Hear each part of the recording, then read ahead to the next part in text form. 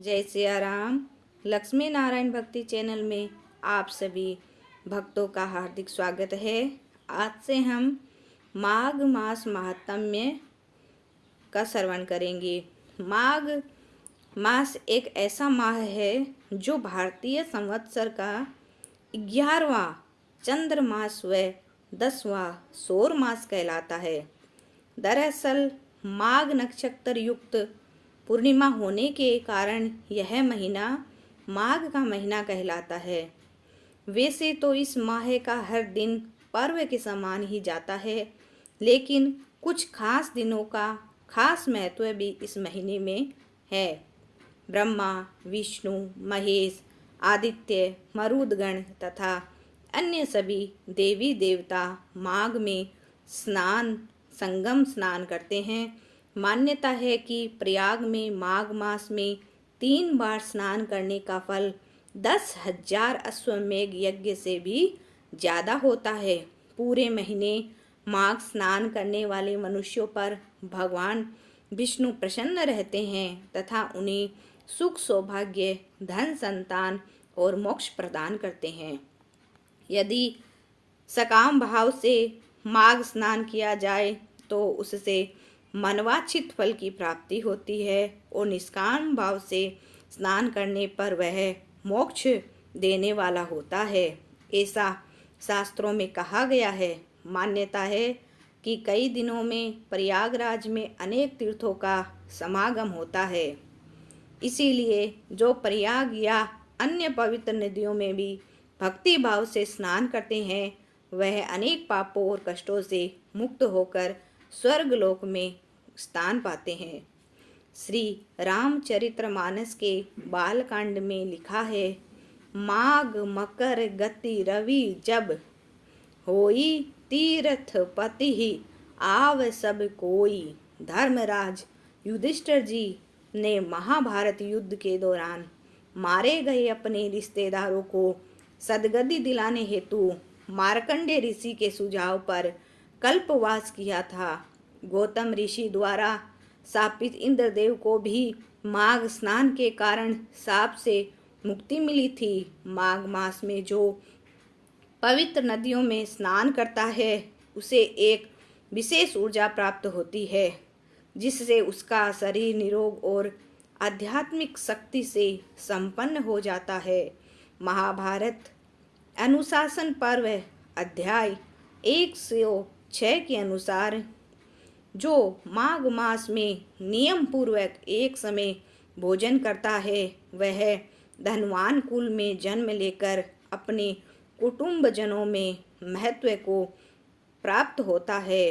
पद्म पुराण उत्तर पर्व में कहा गया है, जैसे ग्रहों में सूर्य और नक्षत्रों में चंद्रमा श्रेष्ठ है, उसी प्रकार महीनों में माघ मास श्रेष्ठ है। माघ में मूली का त्याग करना चाहिए। देवताओं और पितरों को भी मूली अर्पण न करें। माघ में तिल का दान जरूर करना चाहिए। विशेषतः तिलों से भरकर तांबे का पात्र दान देना चाहिए। महाभारत अनुशासन पर्व के 66वें अध्याय के अनुसार जो माघ मास में ब्राह्मणों को तिल दान करता है वह समस्त जंतुओं से भरे हुए नरक का दर्शन नहीं करता। श्री हरि नारायण जो माघ मास अत्यंत प्रिय है। वस्तुतः यह माघ मास प्रातः स्नान, कल्पवास, पूजा, जप तप अनुष्ठान, भगवत प्राप्ति, साधु संतों की कृपा प्राप्त करने का उत्तम मास है। माघ मास की विशिष्टता का वर्णन करते हुए महामुनि वशिष्ठ ने कहा, जिस प्रकार चंद्रमा को देखकर कमलिनी तथा सूर्य को देखकर कमल प्रस्फुटित और पल्लवित होता है, उसी प्रकार माघ मास में साधु संतों महर्षियों के सानिध्य से मानव बुद्धि पुष्पित, पल्लवित और प्रफुल्लित होती है, यानी प्राणी को आत्मज्ञान की प्राप्ति होती है। बोले श्री कृष्णचंद्र भगवान की जय। माघ मास प्रथम अध्याय एक समय श्री सूत जी ने अपने गुरु श्री व्यास जी से कहा, हे गुरुदेव, कृपा करके आप मुझे माघ मास का महात्म कहिए, क्योंकि मैं आपका शिष्य हूँ। व्यास जी कहने लगे कि हे रघुवंश के राजा दिलीप, एक समय यज्ञ के स्नान के पश्चात पैरों में जूते और सुंदर वस्त्र पहनकर शिकार की सामग्री से युक्त कवच और शोभायमान आभूषण पहने हुए अपने सिपाहियों से घिरे हुए जंगल में शिकार खेलने के लिए अपनी नगरी से बाहर निकले। उनके सिपाही जंगल में शिकार के लिए मृग, व्याघ्र, सिंह आदि जंतुओं की तलाश में इधर उधर फिरने लगे। उस वन में वनस्थली अत्यंत शोभा को प्राप्त हो रही थी।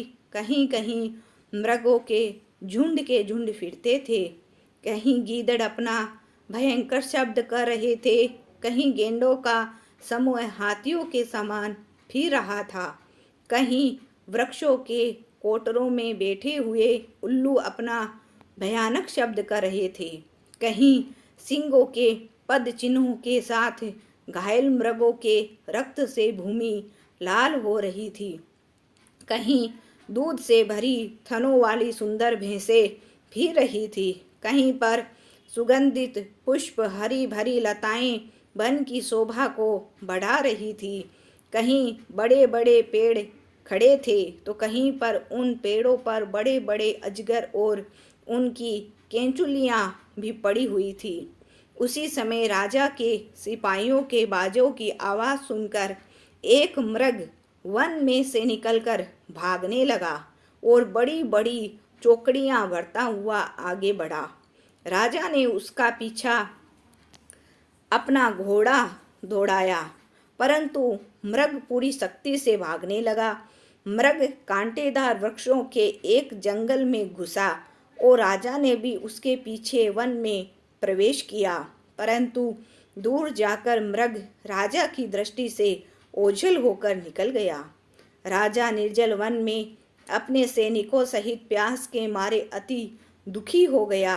दोपहर के समय अधिक मार्ग चलने से सैनिक थक गए और घोड़े रुक गए। कुछ देर बाद राजा ने एक बड़ा भारी सुंदर सरोवर देखा, जिसके किनारे पर वृक्ष थे। उसका जल सज्जनों के हृदय के समान स्वच्छ और पवित्र था। सरोवर का जल लहरों से बड़ा सुंदर लगता था। जल में अनेक प्रकार के जल जंतु, मछलियां आदि स्वच्छता से इधर उधर फिर रही थी। दुष्टों के समान निर्दयी चित्त वाले मगरमच्छ भी थे। किसी किसी जगह लोभी के समान सिमाल भी पड़ी हुई थी। जैसे विपत्ति में पड़े हुए लोगों को दुखों को हरने वाले दानी पुरुष के समान यह सरोवर अपने जल से सबको सुखी करता था। जैसे मेघ चातक के दुख को हरता है, इस सरोवर को देखकर राजा की थकावट दूर हो गई। रात्रि को राजा ने वहीं विश्राम किया और सैनिक पहरा देने लगे और चारों तरफ फैल गए। राजा के अंतिम समय में सूकरों के एक झुंड ने आकर पानी पिया और कमल के झुंड के पास आया। तब शिकारियों ने सावधान होकर सूकरों पर आक्रमण किया और उनको मारकर पृथ्वी पर गिरा दिया। उसी समय सब शिकारी कोलाहल करते हुए बड़ी प्रसन्नता के साथ राजा के पास गए और राजा प्रभात हुआ देखकर उनके साथ ही अपनी नगरी की तरफ चल पड़ा।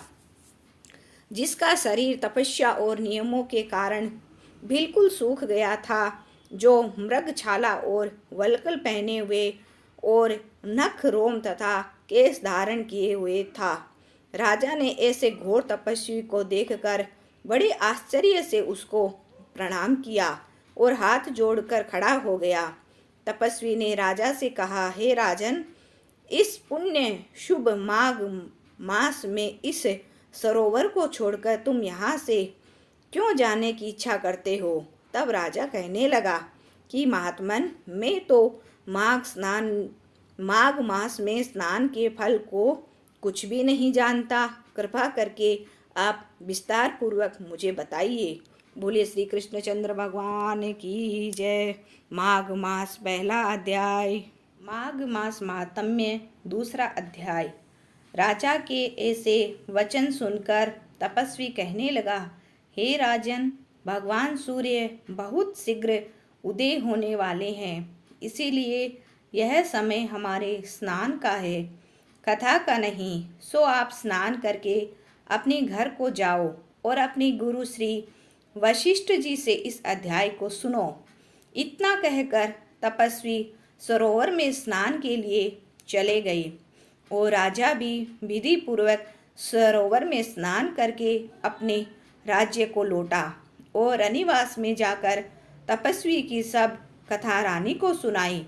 तब सूत जी कहने लगे, महाराज, राजा ने अपने गुरु वशिष्ठ जी से क्या प्रश्न किया और उन्होंने क्या उत्तर दिया, सो कहिए। व्यास जी कहने लगे, हे सूत जी, राजा दिलीप ने रात्रि को सुख से सोकर प्रातः समय ही अपने गुरु वशिष्ठ जी के पास जाकर उनके चरणों को छूकर प्रणाम करके तपस्वी की बताई हुई प्रश्नों को अति नम्रता से पूछा कि गुरुजी, आपने आचार, दंड नीति, राज्य धर्म तथा चारों वर्णों के चारों आश्रमों की क्रियाओं, दान, उनके विधान, यज्ञ, उनकी विधियां, व्रत, उनकी प्रतिष्ठा, भगवान विष्णु की आराधना अनेक प्रकार से तथा विस्तार पूर्वक मुझको बतलाई। अब मैं आपसे माघ मास के स्नान के महात्म्य को सुनना चाहता हूँ। सो हे तपोधन, नियम पूर्वक इसकी विधि समझाइए।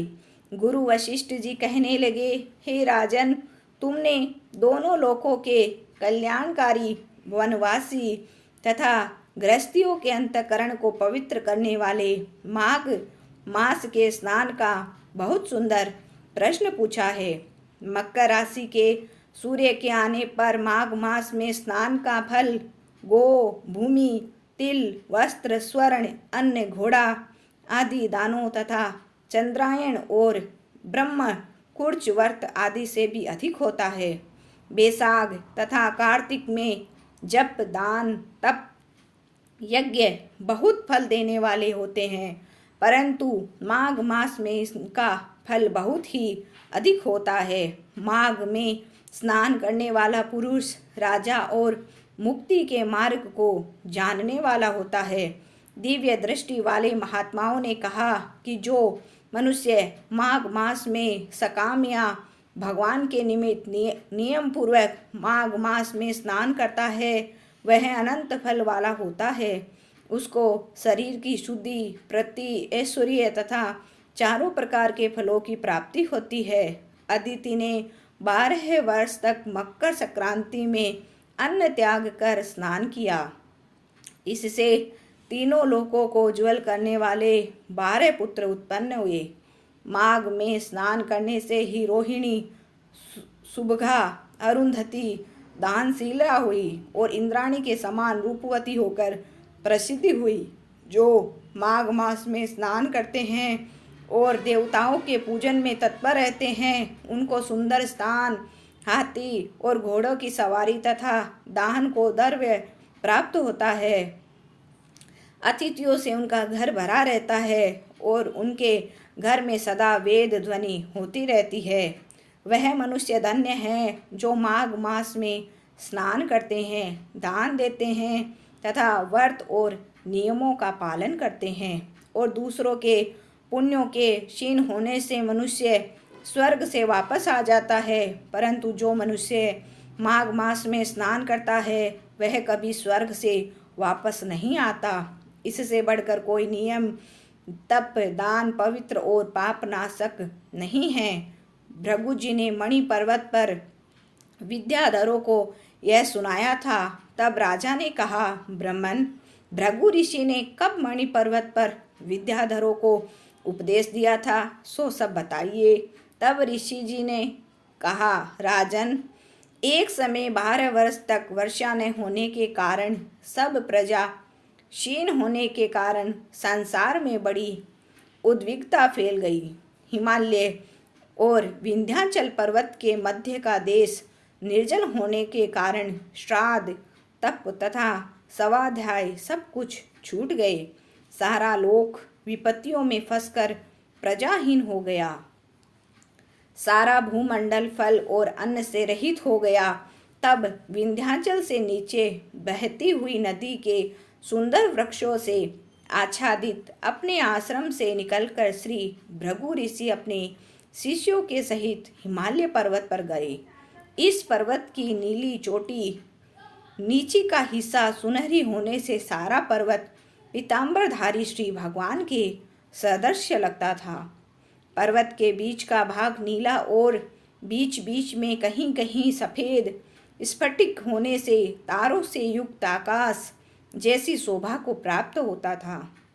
रात्रि के समय वह पर्वत दीपकों की तरह चमकती हुई दिव्य औषधियों से पूरित किसी महल की शोभा को प्राप्त होता था। वह पर्वत शिखाओं पर बांसुरी बजाती और सुंदर गीत गाती हुई किन्नरियों तथा केले के पत्तों की पताकाओं से अत्यंत शोभा को प्राप्त हो रहा था।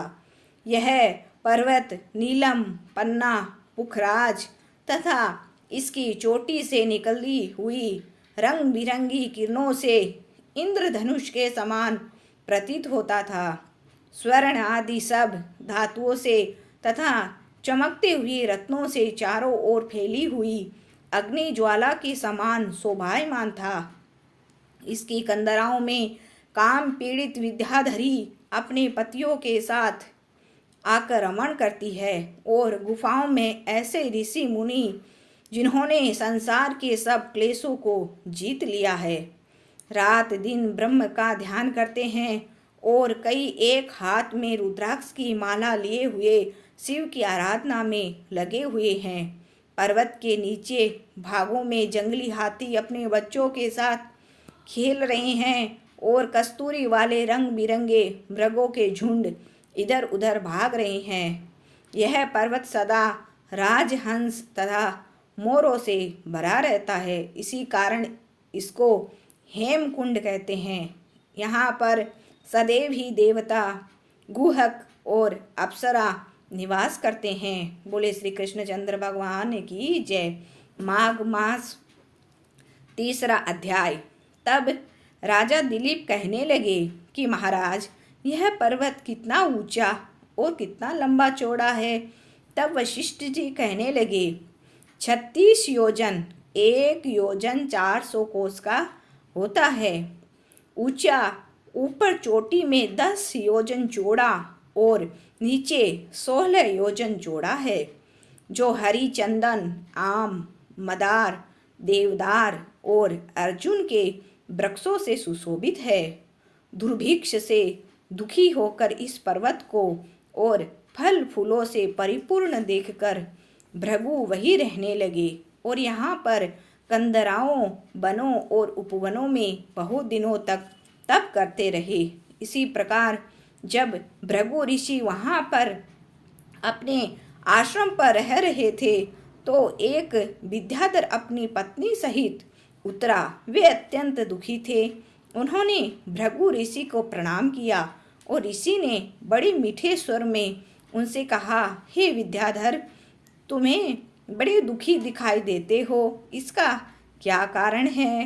तब विद्याधर कहने लगा, महाराज, पुण्य के फल को पाकर, स्वर्ग पाकर तथा देवतुल्य शरीर पाकर भी मेरा मुख व्याघ्र जैसा है। मेरे दुख और अशांति का यही एक कारण है। न जाने किस पाप का फल है। मेरे चित्त की व्याकुलता का दूसरा कारण भी सुनिए। मेरी पत्नी अति रूपवती, मीठा वचन बोलने वाली, नाचने और गाने की कला में अति प्रवीण है, शुद्ध चित्त वाली, सातों सुरों वाली, बीणा बजाने वाली, जिसने अपने कंठ से गाकर नारद जी को प्रसन्न किया, नाना स्वरों के नाद से बीणा बजाकर कुबेर को प्रसन्न किया, अनेक प्रकार के नाच ताल से शिवजी महाराज भी अति प्रसन्न और रोमांचित हुए। शील, उदारता, रूप तथा यौवन में स्वर्ग की कोई अप्सरा भी इस जैसी नहीं है। कहाँ ऐसी चंद्रमुखी स्त्री और कहाँ मैं व्याघ्र मुख वाला। यही चिंता सदैव मेरे हृदय को जलाती है। विद्याधर के ऐसे वचन सुनकर तीनों लोकों के भूप, भविष्य और वर्तमान की बात जानने वाले तथा दिव्य दृष्टि वाले ऋषि कहने लगे, हे विद्याधर, कर्म के विचित्र फलों को प्राप्त होकर ज्ञानी पुरुष भी मोह को प्राप्त हो जाते हैं। मक्खी के पैर जितना विष भी प्राण ले लेता है। छोटे छोटे पापों का फल भी अत्यंत दुखदाई हो जाता है। तुमने माघ मास की एकादशी का व्रत करके द्वादशी न आने तक शरीर में तेल लगाया। इसी पाप कर्म से व्याग्र हुए एकादशी के दिन उपवास करके द्वादशी को तेल लगाने से राजा पुरुरवा ने भी कुरूप शरीर पाया था। तब वह अपने कुरूप शरीर को देखकर दुखी होकर हिमालय पर्वत पर देव सरोवर के किनारे पड़ गया। प्रीतिपूर्वक शुद्ध स्नान कर कुशा के आसन पर बैठकर भगवान कमल नेत्र, शंख, चक्र, गदा, पद्म के धारण करने वाले, पीतांबर पहने, बनमाला धारण किए हुए विष्णु का चिंतन करते राजा पुरुरवा ने 3 मास तक निराहार रहकर भगवान का चिंतन किया। इसी प्रकार 7 जन्मों में प्रसन्न होने वाले भगवान राजा के 3 महीने के तप से ही अति प्रसन्न हो गए और माघ की शुक्ल पक्ष की एकादशी को प्रसन्न होकर भगवान ने अपने शंख के जल से राजा को पवित्र किया। भगवान ने उसको तेल लगाने की बात याद दिलाकर सुंदर देवताओं का सा रूप दिया, जिसको देखकर उर्वशी भी उसको चाहने लगी और राजा कृत्य करते होकर अपनी पुरी को चला गया। भृगु ऋषि कहने लगे, हे विद्याधर, इसीलिए तुम क्यों दुखी होते हो? यदि तुम अपना यह राक्षसी रूप छोड़ना चाहते हो तो मेरा कहना मानकर जल्दी ही पापों को नष्ट करने वाली हेमकूट नदी में माघ में स्नान करो, जहाँ पर ऋषि सिद्ध देवता निवास करते हैं। अब मैं इसकी विधि बतलाता हूँ। तुम्हारे भाग्य से माघ मास आज से 5वें दिन ही आने वाला है। पौष शुक्ल एकादशी से इस व्रत को आरंभ करो। भूमि पर सोना, जितेंद्रिय रहकर दिन में 3 समय स्नान करके महीना भर निराहार रहो। सब भोगों को त्याग कर तीनों समय भगवान विष्णु का पूजन करो। जब तुम द्वादशी को शिवजी स्तोत्र और मंत्रों से पूजन करोगे तो तुम्हारा मुख देखकर सभी चकित हो जाएंगे और तुम अपनी पत्नी के साथ सुखपूर्वक क्रीड़ा करोगे। माघ मास के प्रभाव को जानकर सदा माघ में स्नान करो। पाप दरिद्रता से बचने के लिए मनुष्य को सदा यत्न से माघ मास का स्नान करना चाहिए। स्नान करने वाला इस लोक तथा प्रलोक में सदा सुख पाता है। वशिष्ठ जी कहते हैं कि हे दिलीप, भृगु जी के यह वचन सुनकर वह विद्याधर अपनी स्त्री सहित उसी स्थान पर पर्वत के झरने में माघ का स्नान करता रहा और उसके प्रभाव से उसका मुख देव सदृश्य हो गया और वह मणिग्रीव पर्वत पर आनंद से रहने लगे। भृगु जी भी नियम की समाप्ति पर शिष्यों सहित ईवा नदी के तट पर आ गए। बोले श्री कृष्णचंद्र भगवान की जय। माघ मास चतुर्थ अध्याय। श्री वशिष्ठ जी कहने लगे, हे राजन, अब मैं माघ मास के उस महात्म्य को कहता हूँ जो कार्तवीर्य के पूछने पर दत्तात्रेय ने कहा था। जिस समय साक्षात विष्णु के रूप श्री दत्तात्रेय सत्य पर्वत पर रहते थे, तब महिष्मति के राजा सहस्त्रार्जुन ने उनसे पूछा, हे योगियों में श्रेष्ठ दत्तात्रेय जी, मैंने सब धर्म सुने, अब आप कृपा करें मुझे माघ मास का महात्म्य कहिए। तब दत्तात्रेय जी बोले, जो नारद जी से ब्रह्मा जी ने कहा था, वही महात्म्य में तुमसे कहता हूँ। इस कर्म भूमि भारत में जन्म लेकर जिसने माघ स्नान नहीं किया, उनका जन्म निष्फल गया। भगवान की प्रसन्नता, पापों के नाश और स्वर्ग की प्राप्ति के लिए माघ स्नान अवश्य करना चाहिए।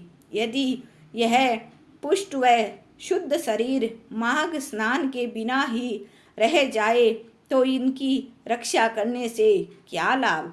जल में बुलबुलों के समान, मक्खी जैसे तुच्छ जंतु के समान यह शरीर माघ स्नान के बिना मरण के समान है। विष्णु भगवान की पूजा न करने वाला ब्राह्मण बिना दक्षिणा के श्राद्ध, ब्राह्मण रहित क्षेत्र, आचार रहित कुल, ये सब के सब नाश के बराबर है। गर्व से धर्म का, क्रोध से तप का, गुरुजनों की सेवा न करने से स्त्री तथा ब्रह्मचारी बिना जली अग्नि से हवन और बिना साक्षी के मुक्ति का नाश हो जाता है। जीविका के लिए कहने वाली कथा, अपने ही लिए बनाए हुए भोजन की क्रिया, शूद्र से भिक्षा लेकर किया हुआ यज्ञ तथा कंजूस का धन, यह सब नाश के कारण है। बिना अभ्यास और आलस्य वाली विद्या, असत्य वाणी, विरोध करने वाला राजा, जीविका के लिए तीर्थ यात्रा और जीविका के लिए व्रत, संदेह युक्त मंत्र का जप, व्यग्र चित्त होकर जप करना, वेद न जानने वालों को दान देना, संसार में नास्तिक मत ग्रहण करना, श्रद्धा बिना धार्मिक क्रिया, यह सब व्यर्थ है। और जिस तरह दरिद्र का जीना व्यर्थ है, उसी तरह माघ स्नान के बिना मनुष्य का जीना व्यर्थ है। ब्रह्मघाती, सोना चुराने वाला, मदिरा पीने वाला, गुरु पत्नीगामी और इन चारों की संगति करने वाला माघ स्नान से पवित्र होता है। जल कहता है कि सूर्योदय से पहले जो मुझसे स्नान करता है, मैं उसके बड़े से बड़े पापों को नष्ट करता हूँ। महापातक भी स्नान करने से भस्म हो जाते हैं। माघ मास के स्नान का जब समय आ जाता है तो सब पाप अपने नाश के भय से कांप जाते हैं। जैसे मेघों से मुक्त होकर चंद्रमा प्रकाश करता है, वैसे ही श्रेष्ठ मनुष्य माघ मास में स्नान करके प्रकाशमान होते हैं। काया, वाचा, मनसा से किए हुए छोटे या बड़े, नए या पुराने सभी प्रकार के पापों से छुटकारा मिलता है। आलस्य में बिना जाने जो पाप किए हो, वह भी नाश को प्राप्त होते हैं। जिस तरह जन्म जन्मांतर के अभ्यास से आध्यात्मिक ज्ञान की प्राप्ति होती है, उसी तरह जन्म जन्मांतर के अभ्यास से ही माघ स्नान में मनुष्य की रुचि होती है। यह अपवित्रों को पवित्र करने वाला बड़ा तप और संसार रूपी कीचड़ को धोने की पवित्र वस्तु है। हे राजन, जो मनवांछित फल देने वाला माघ स्नान नहीं करते, वह सूर्य चंद्र के समान भोगों को कैसे भोग सकते हैं। बोले श्री कृष्णचंद्र भगवान की जय। माघ मास महात्म्य 5वां अध्याय। दत्तात्रेय जी कहते हैं, हे राजन, एक प्राचीन इतिहास कहता हूँ। भृगुवंश में ऋषि का नाम एक ब्राह्मणी थी, जो बाल्यकाल में ही विधवा हो गई थी। वह रेवा नदी के किनारे विंध्याचल पर्वत के नीचे तपस्या करने लगी। वह जितेंद्रिय, सत्यवक्ता, सुशील, दानशीलता तथा तप करके देह को सुखाने वाली थी। वह अग्नि में आहुति देकर उच्च व्रति द्वारा छठे काल में भोजन करती थी। वह वल्कल धारण करती थी और संतोष से अपना जीवन व्यतीत करती थी। उसने रेवा और कपिल नदी के संगम में 60 वर्ष तक माघ स्नान किया और फिर वहीं पर मृत्यु को प्राप्त हो गई। माघ स्नान के फल से वह दिव्य 4000 वर्ष तक विष्णु लोक में वास करके और उपसुंद दैत्यों का नाश करने के लिए ब्रह्मा द्वारा तिलोत्तमा नाम की अप्सरा के रूप में ब्रह्मलोक में उत्पन्न हुई। वह अत्यंत रूपवती, गान विद्या में अति प्रवीण तथा मुकुट कुंडल से शोभायमान थी। उसका रूप, यौवन और सौंदर्य देखकर ब्रह्मा भी चकित हो गए। वह तिलोत्तमा रेवा नदी के पवित्र जल में स्नान करके वन में बैठी थी। तब सुंद व उपसुंद के सैनिकों ने चंद्रमा के समान उस रूपवती को देखकर अपने राजा सुंद और उपसुंद से उसके रूप की शोभा का वर्णन किया और कहने लगे कि कामदेव को लज्जित करने वाली ऐसी परम सुंदरी स्त्री हमने कभी नहीं देखी। आप भी चलकर देखें। तब वह दोनों मदिरा के पात्र रखकर वहां पर आए जहां पर वह सुंदरी बैठी हुई थी और मदिरा के पान विह्वल होकर काम क्रीड़ा से पीड़ित हुए और दोनों ही आपस में उस स्त्री रत्न को प्राप्त करने के लिए विवादग्रस्त हुए और आपस में युद्ध करते हुए वहीं समाप्त हो गए। उन दोनों का मरा हुआ देखकर उनके सैनिकों ने बड़ा कोलाहल मचाया। तब तिलोत्तमा काल रात्रि के समान उनको पर्वत से गिराती हुई 10 दिशाओं को प्रकाशमान करती हुई आकाश में चली गई और देव कार्य सिद्ध करके ब्रह्मा के सामने आई। तो ब्रह्मा जी ने प्रसन्नता से कहा, हे चंद्रवती, मैंने तुमको सूर्य के रथ पर स्थान दिया। जब तक आकाश में सूर्य स्थित है, नाना प्रकार के भोगों को भोगो।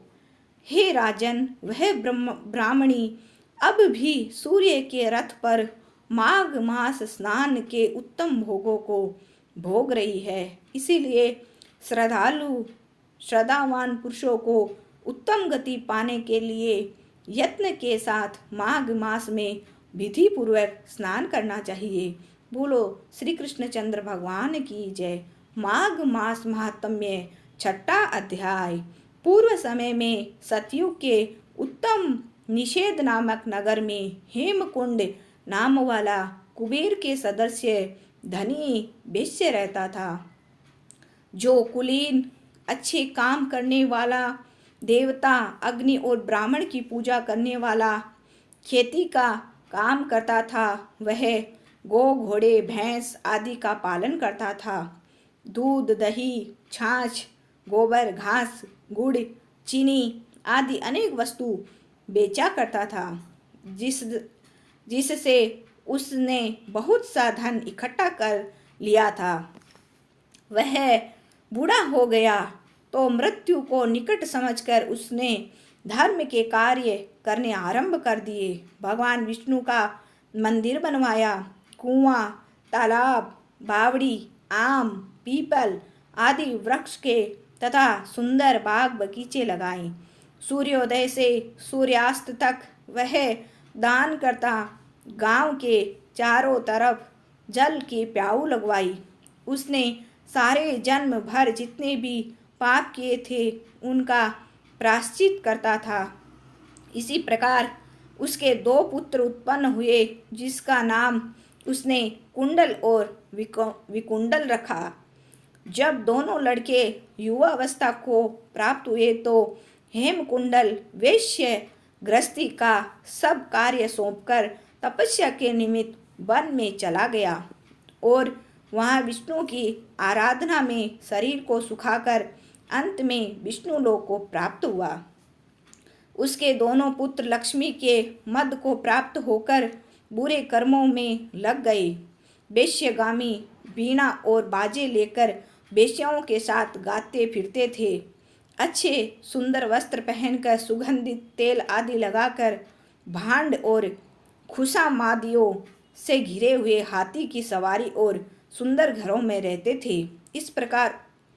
इसी प्रकार ऊपर बोए बीज के सदस्य वह अपने धन को बुरे कामों में नष्ट करते थे। कभी किसी सत्पात्र को दान आदि नहीं करते थे और न ही कभी हवन, देवता या ब्रह्मा जी की सेवा तथा विष्णु का पूजन ही करते थे। थोड़े दिनों में उनका सब धन नष्ट हो गया और वह दरिद्रता को प्राप्त होकर अत्यंत दुखी हो गए। भाई, जन सेवक, उपजीव इन सब को छोड़कर चले गए। तब इन्होंने चोरी आदि करना आरंभ कर दिया और राजा के भय से नगर को छोड़कर डाकुओं के साथ वन में रहने लगे। वहां अपने तीक्ष्ण बाणों से वन के पक्षी, हिरण आदि पशु तथा हिंसक जीवों को मारकर खाने लगे। एक समय इनमें से एक पर्वत पर गाय, जिनको सिंह मारकर खा गया, और दूसरा वन को गया जो काले सर्प के डसने से मर गया। तब यमराज के दूत उन दोनों को बांधकर यम के पास लाए और कहने लगे कि महाराज, इन दोनों पापियों के लिए क्या आज्ञा है। श्री कृष्णचंद्र भगवान की जय।